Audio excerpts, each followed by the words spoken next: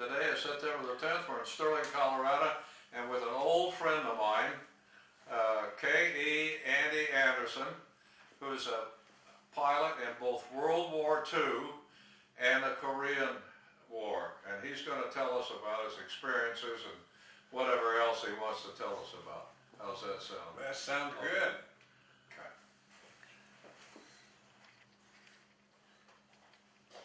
Okay, hey Andy. Yes. Well, we're happy to have you here, and tell us your name. What is your real name? There's Kenneth E. Anderson, but they always had a nickname of Andy. Andy. They always called you Andy. They always called me Andy. And where were you born? A little town in Miller, Kansas. Miller, Kansas. Where's that like from?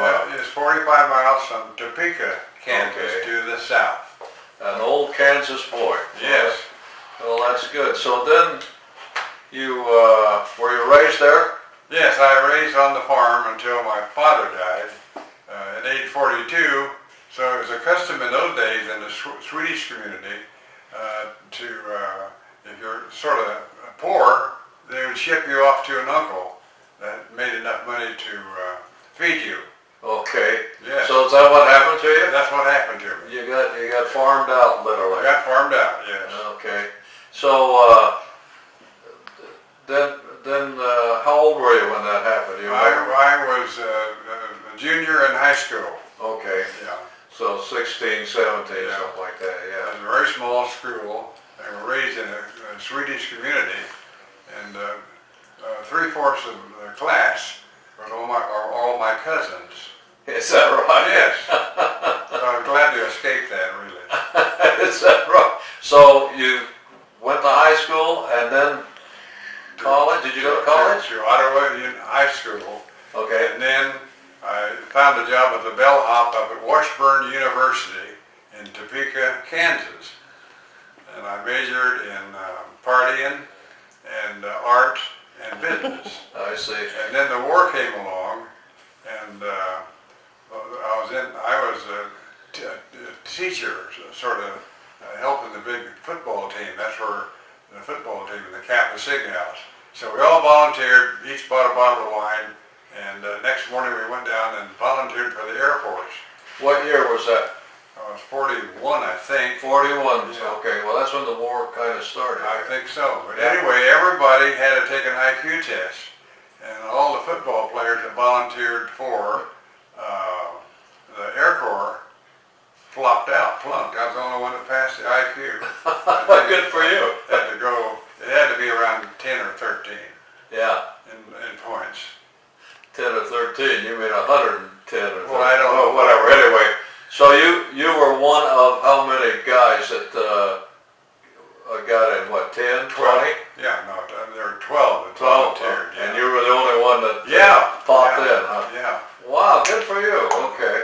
So then, what happened to you then? I mean, Well, we went to Washington University. They thought we needed to get a little more educated, and that was CDT.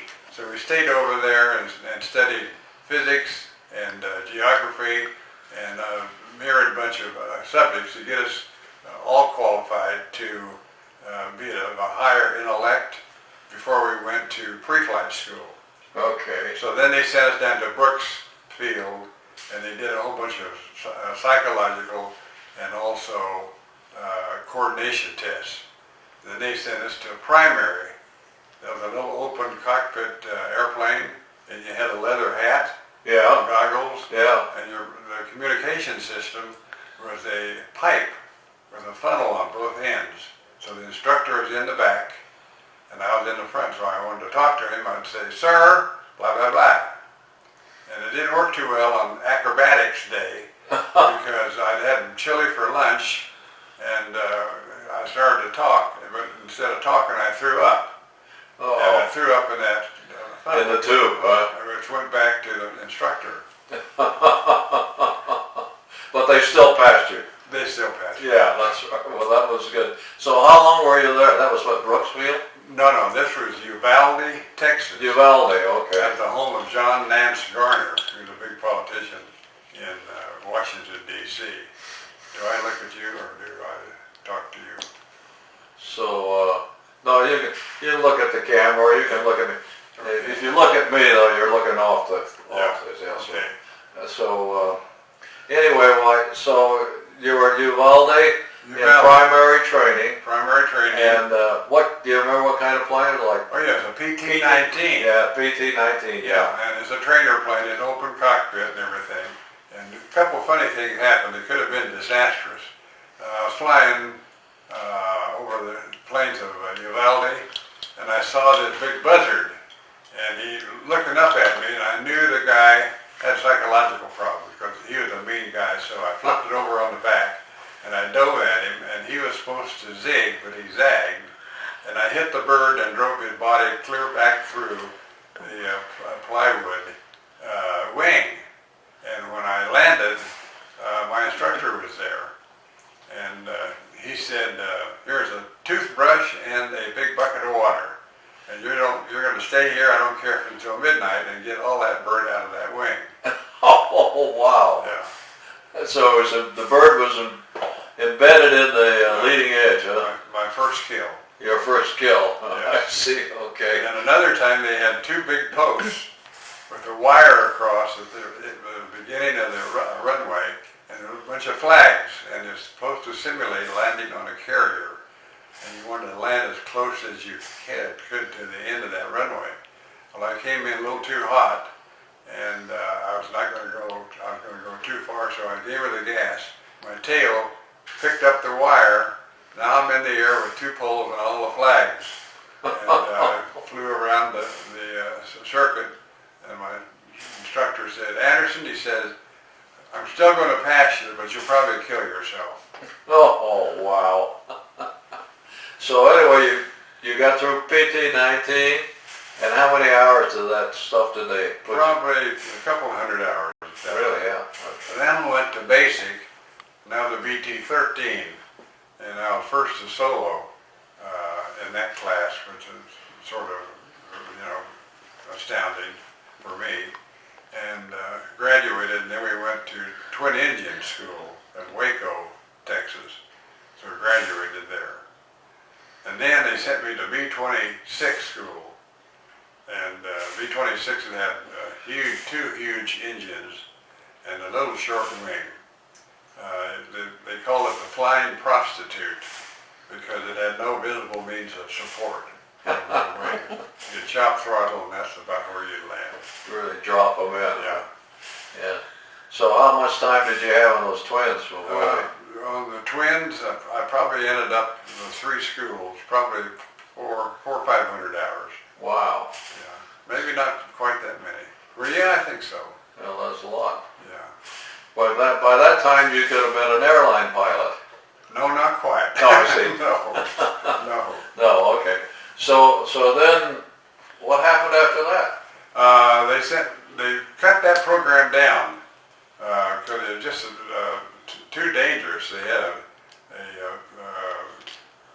a field down in MacDill, Florida, and the saying was on the B-26, it said, one a day in Tampa Bay. Oh boy. Because it was a dangerous plane. So they put me in B-29s, and I went up to Idaho, Mountain Home, Idaho, and we did transition there. And then it was Fort Blair Base in Topeka, and then the next trip was over to England. And that's where I started my bombing missions to the B-24. Wow, when was that, 42?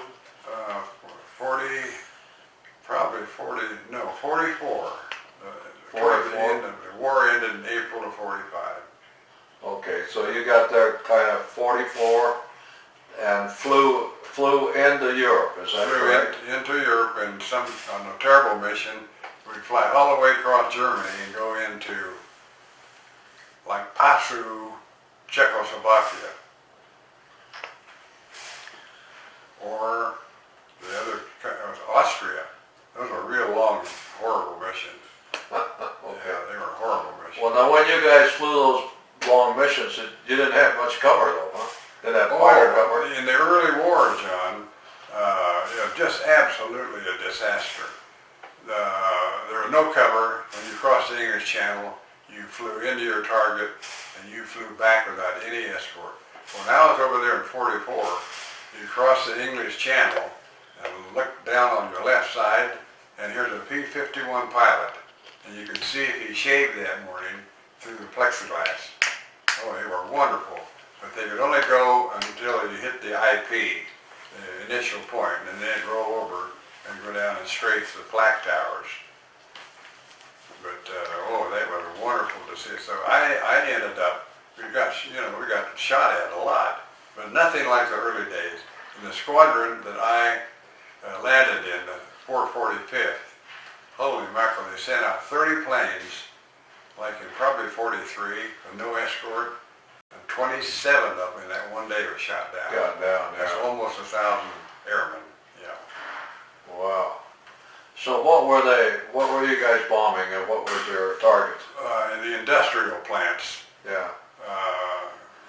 I forget some of the names, but Halle, Germany, and then we did the incendiaries over, forget the town. Yeah. You know, almost burn up an entire town.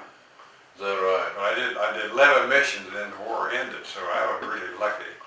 Oh yeah, you got there right at the tail end of the Right. stuff, huh? But it, Well, but still, you know, that's dangerous. yeah. I hate to say that, but Well, the worst enemy was the flak.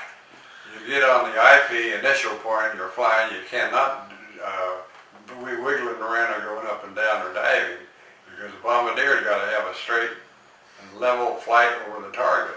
So I'd look up and I said, Harry, holy mackerel, that's a black cloud there, but it was not just a black cloud.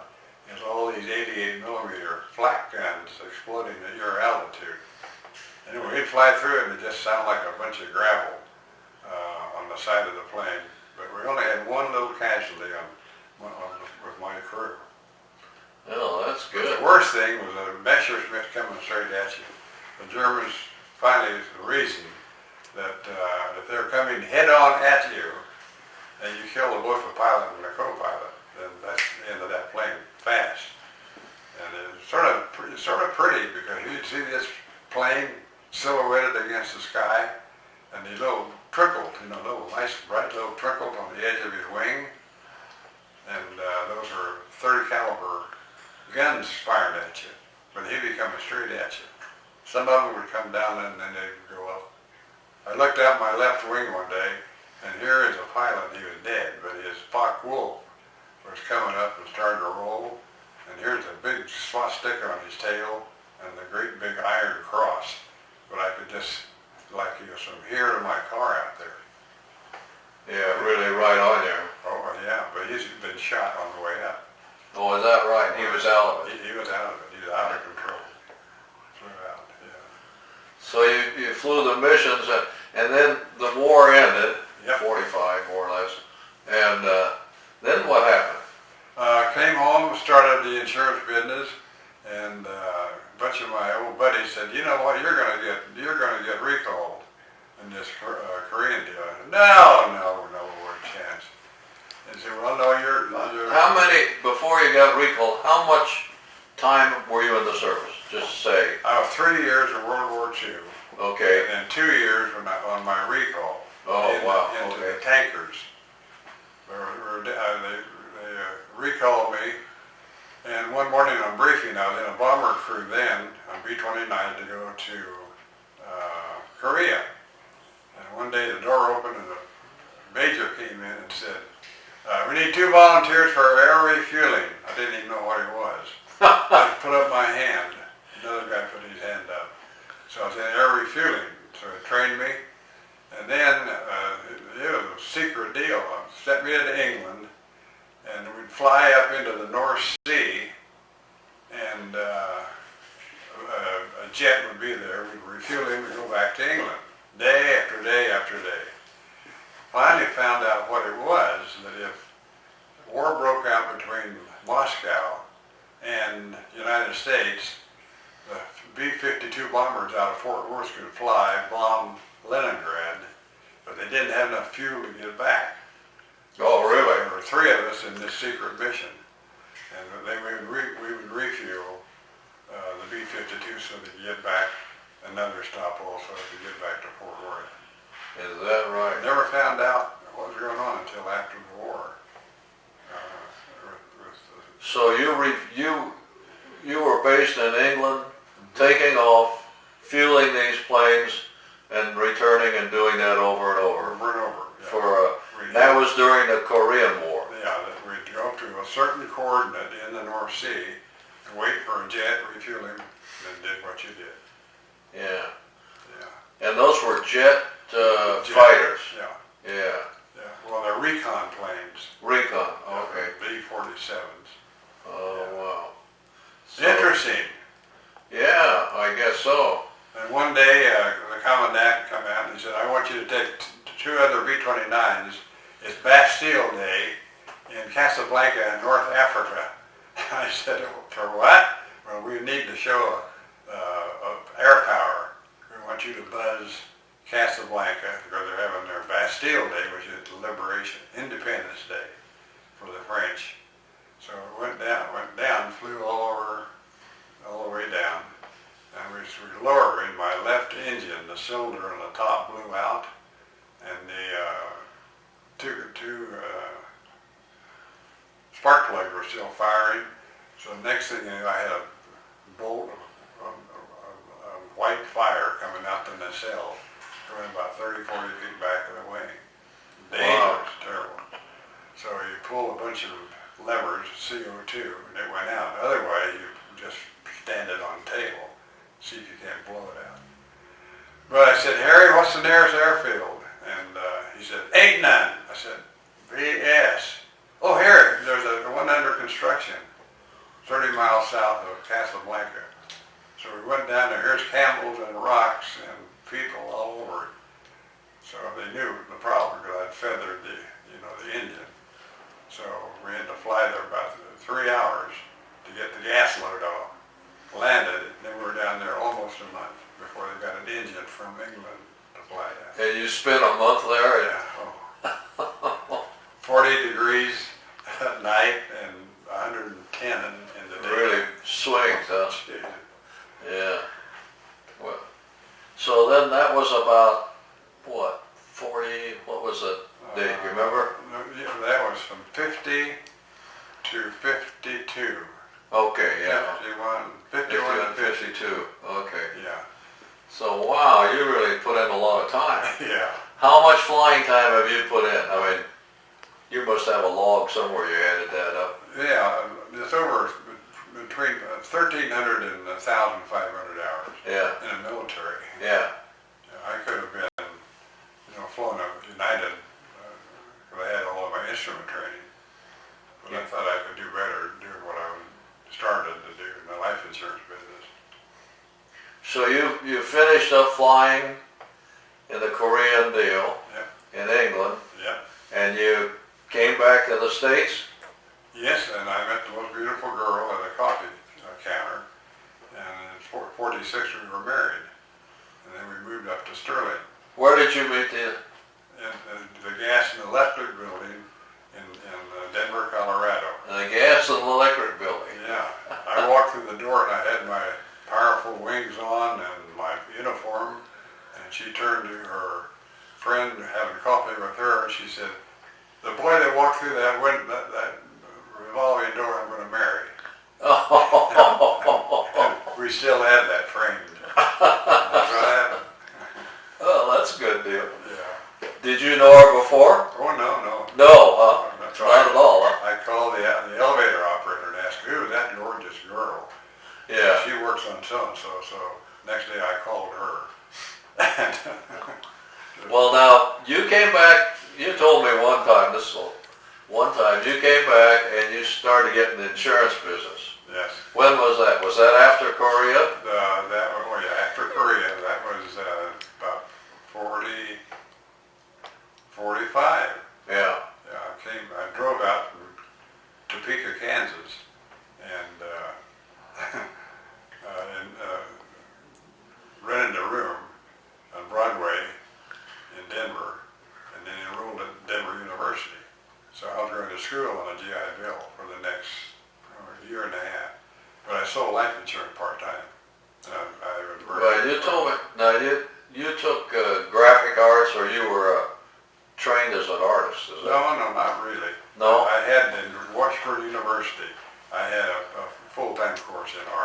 Okay. When I got out here, I was going to be an attorney.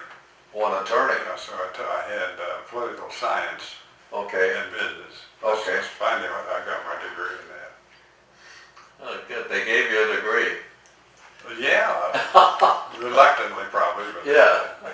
So then one time you told me you started selling insurance, Yes. I guess during your time you were in school, is that Yes, correct? exactly right. And you told me that you called on everybody on Colfax Avenue. I did. You have a good memory. Yeah, I remember that. Exactly right. I was really impressed by that. Yeah, I was knocking on doors, and I sold a policy the first 7 days. I sold one very small policy for 7 days in a row. And, Wow.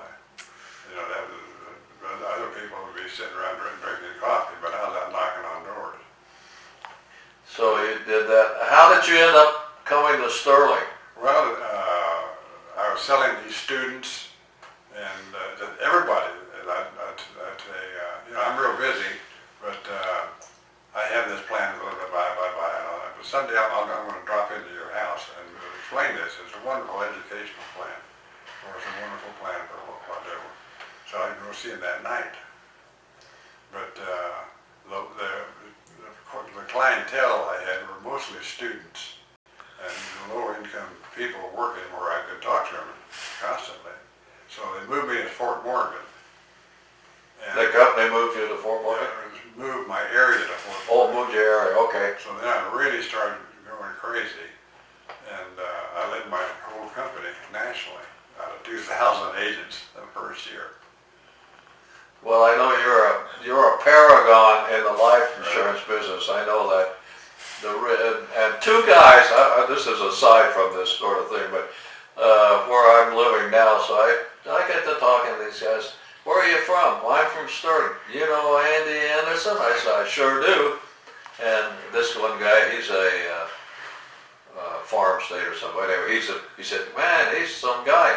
And then Mike McKibben, who's was with Northwestern, he knows you. So so we know you were the #1 guy forever.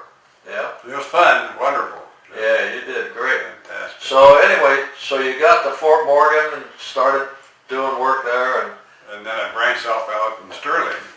And Okay. for some reason it was, I knew every German family and from Peach, Colorado to Crook, back to Fort Morgan. And it was a wonderful association. And a lot happened, and I sold a lot of policies, and I had a lot of death claims, which really helped. Which reminds me that the day I decided I'm going to sell Johnson Insurance, so I took him out, and we had lunch together, very jovial and everything. Then all of a sudden he diverts the conversation about bees and hives.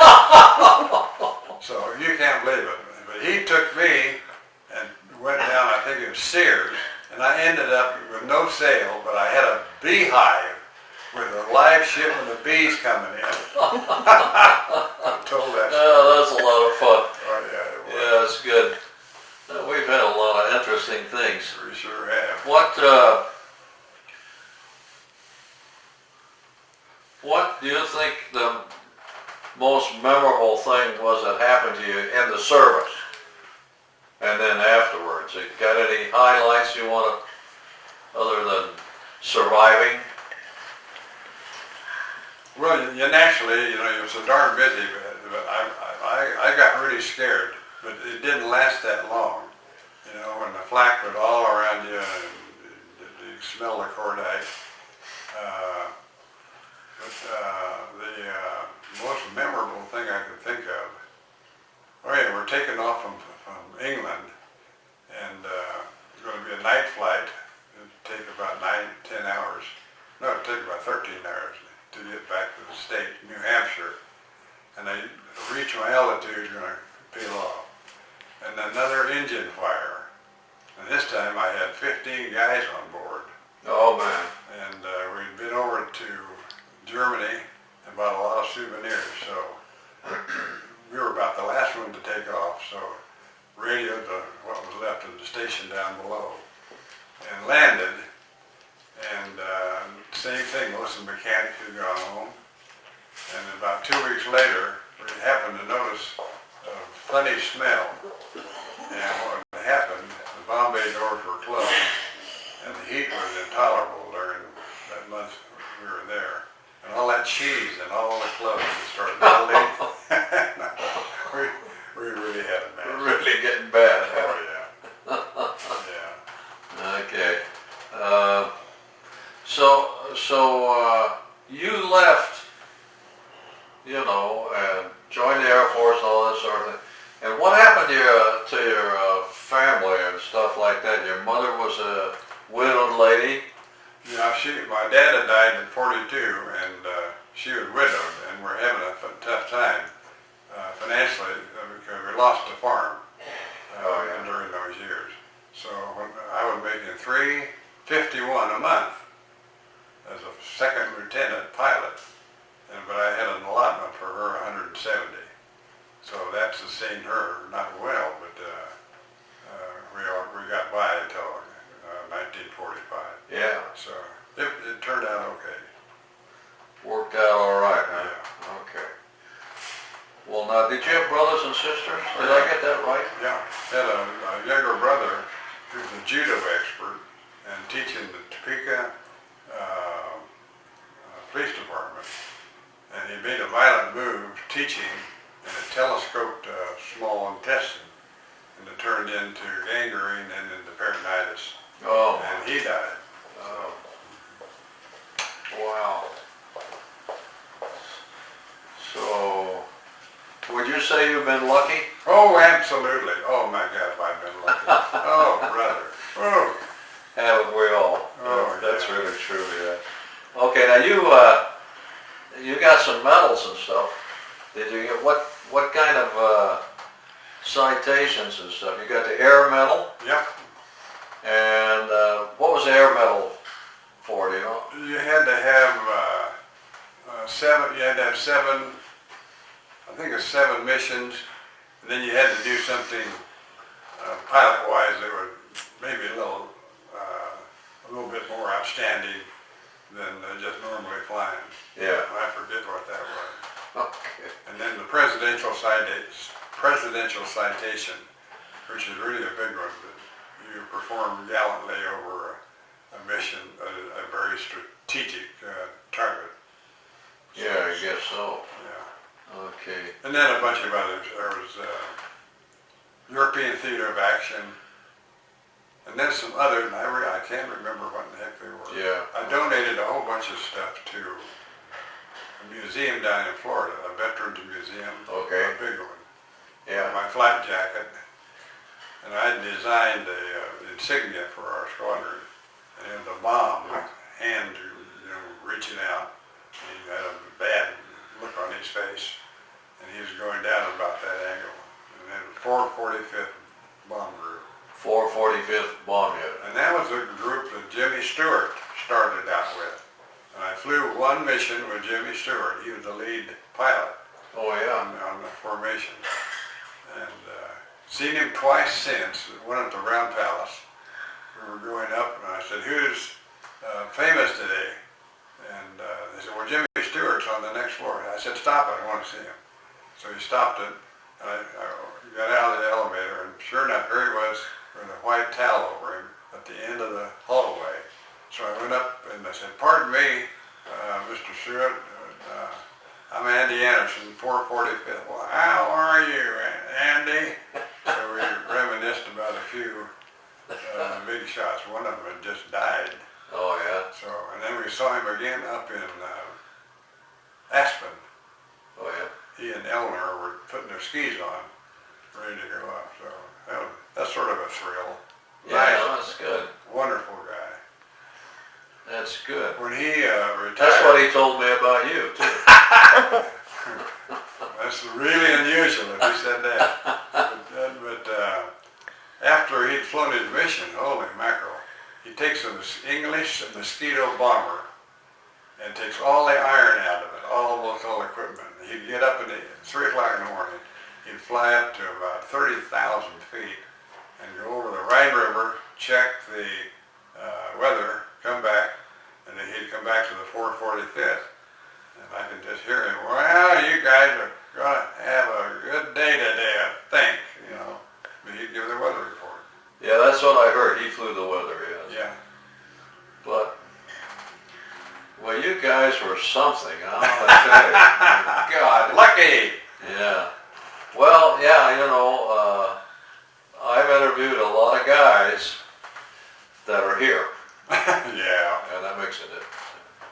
So, yeah, that's good. Well, now you brought some pictures. We'll try and take some pictures of these. What is this? Let's see. Well, okay, shut. Now, what about this plane? This is a consolidated Liberator. 17,000 of these bombers were manufactured out of Willow Run, Michigan. Oh, And it yeah. was a mainstay for the 8th Air Force in England. And this is what you flew This out is- of England over Europe. Yeah, out of England. I was in the 8th Air Force out of England, and we Okay. bombed all the industrial targets Okay. in France and Germany, Czechoslovakia, and Austria, wherever there's a big concentration of industry or troops. How many planes would go at a time? 50, 100? No. Well, in our squadron, we'd have, say, like 25 to 30. Oh, well. But then you amass that with 15 or 20. There would be hundreds and hundreds. It's called strategic bombing. Perfect. And this plane is called a B-24 Liberator. Liberator, okay. Okay, what is this plane, Andy? This is a converted B-29. It's the same plane that bombed, not the same plane, but the same type Yeah, that bombed Nagasaki and Hiroshima. But they took the bomb bays out and put in a huge tank that is called JP fuel that fuels the jets. okay. So I flew this dude for about 2 years refueling jets. Oh, wow, okay. Beautiful. Now this map, Andy is going to tell us the importance of it and what he did with it and so forth. Every morning that we took off, in our jacket on our left shoulder, there was a pocket. Okay, And in that pocket there would be several silk maps folded into about a 5 by 5 square. okay. And the purpose of this map is that if you did get shot down, we would have a map of the area that we were bombing all the way back to France and the English coast.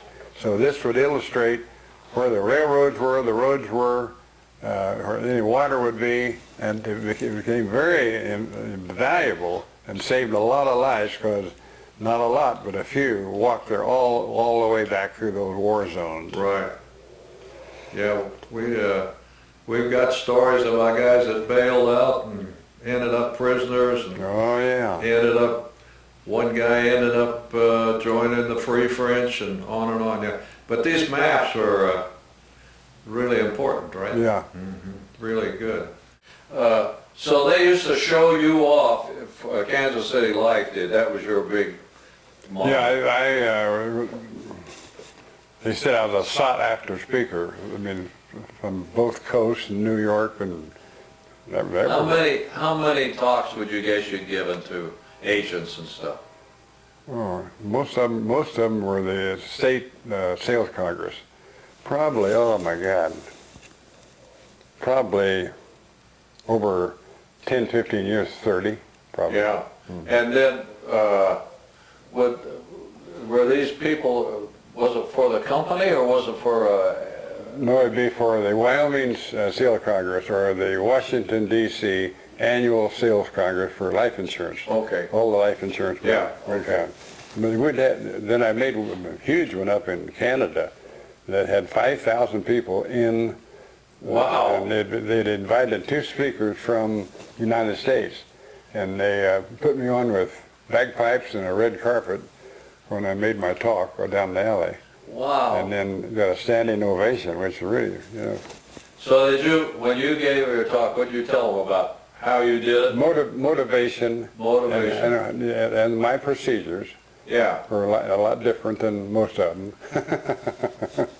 And they were successful. Yeah, they were. Yeah, real lucky. So if you were giving some young guy some advice about maybe not just selling insurance, but things in general, what would you say? Get off your ass and work. Hit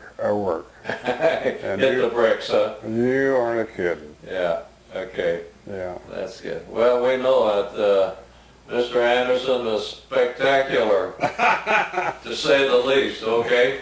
Okay,